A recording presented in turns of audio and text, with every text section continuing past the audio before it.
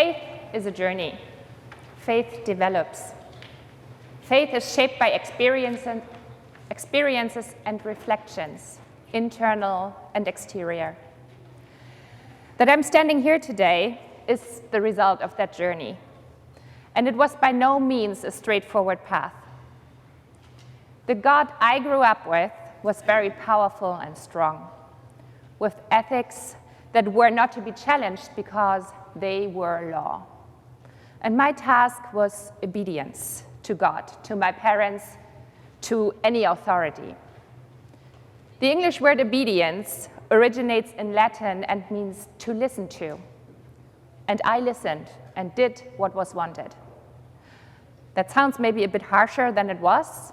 I also had fun growing up, but being obedient was my basic pattern of behavior, the role I was given in the system.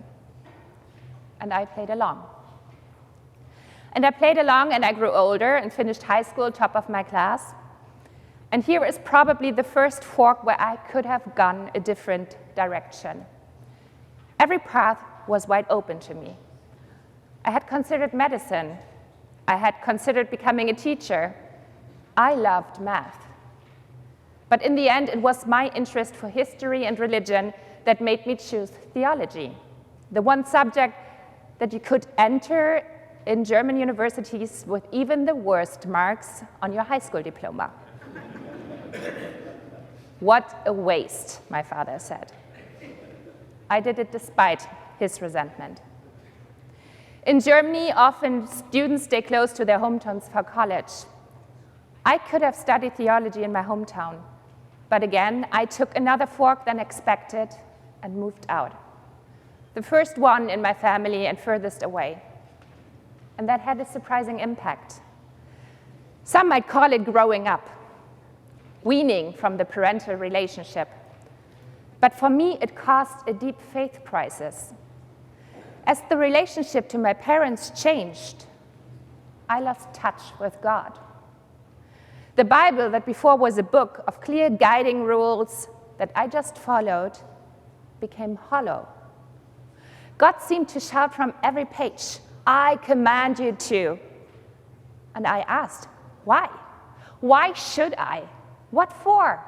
Who are you? And most importantly, where are you in my life? You do nothing but shout at me. You cannot even talk about love without commanding it.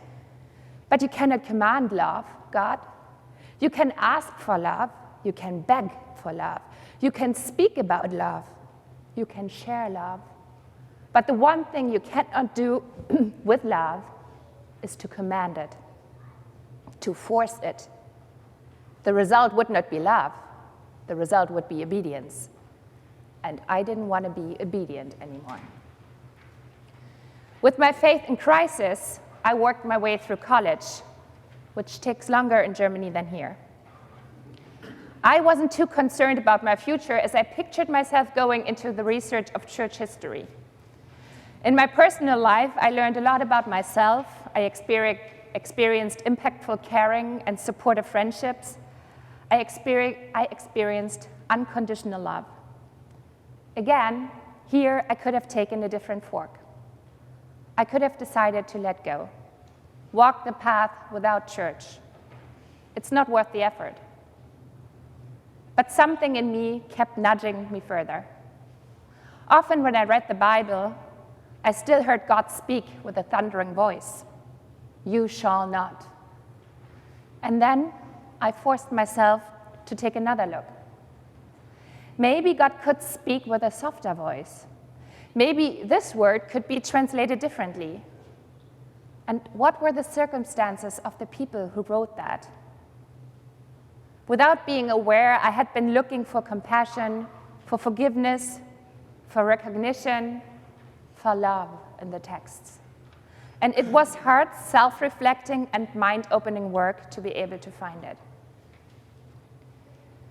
After I had finished college, I started applying for church history PhD programs with scholarships. But the month in which I became a mother also rejected my applications. To be fair, not because of motherhood. That path denied set me on a new path, one that I had categorically rejected prior. Should I look into becoming a pastor? Should I apply? Again, this was a journey.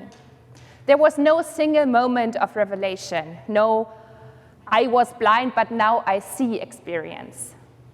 I could walk this path because there were people who trusted my choice more than I trusted it myself, who guided me and supported me, who asked the right questions.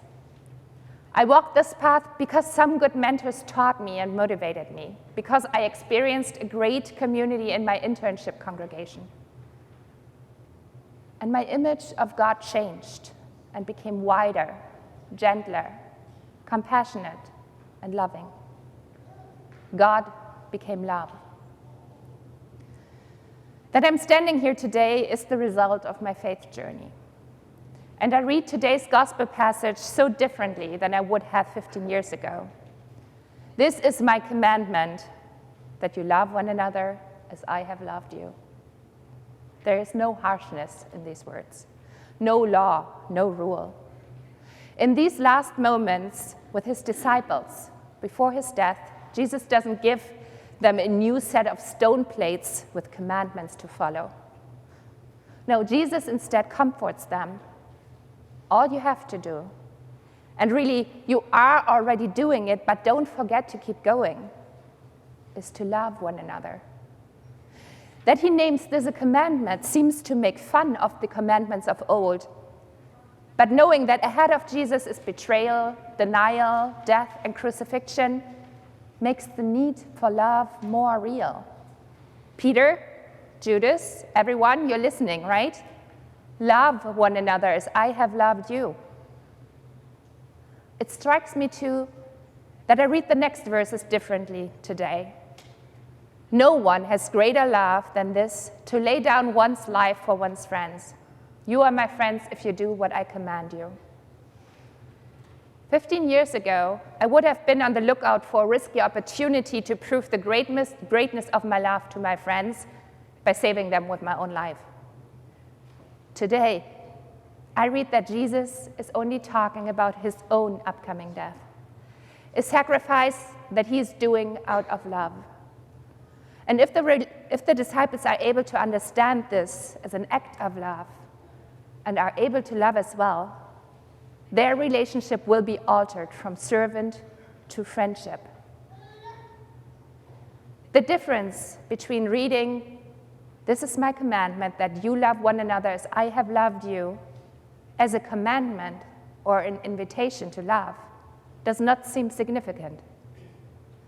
But it is the difference between playing a role, following expectations, and feeling hollow on the one hand, and filling this task with life, creativity, tearing down walls, and opening borders on the other hand.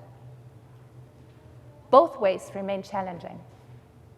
However, only one bears fruit. Amen.